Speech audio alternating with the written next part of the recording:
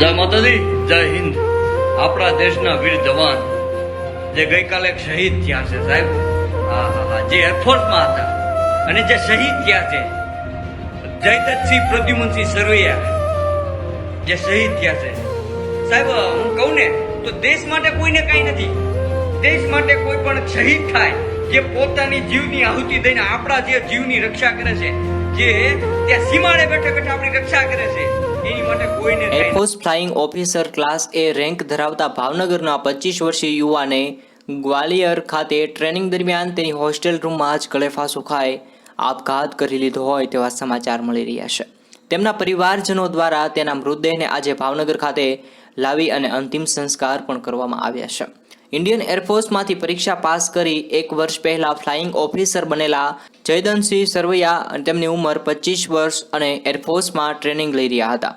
બેંગ્લોર ખાતે ટ્રેનિંગ પૂર્ણ કર્યા બાદ ગ્વાલિયર તેમની ટ્રેનિંગ ચાલી રહી હતી। દરમિયાન બુધવારે વહેલી સવારે ગ્વાલિયર ખાતે હોસ્ટેલ રૂમમાં તેણે ગળેફાંસો ખાધો છે। આવા સમાચાર સામે આવ્યા છે। બનાવની જાણ તેમના પરિવારને થતાં જ તેઓ ગ્વાલિયર પહોંચ્યા હતા અને તેમના મૃતદેહને આજે સવારે ભાવનગર લાવવામાં આવ્યો છે। અંતિમ સંસ્કાર કરવામાં આવ્યા છે।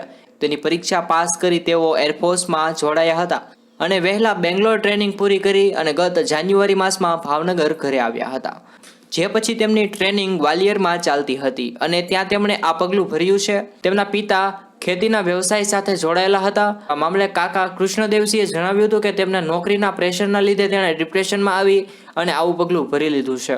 તે પરિવારને ઘણીવાર નોકરીના ટેન્શનની વાતો પણ કરતો, ભણવામાં ખૂબ જ તેજસ્વી હતો।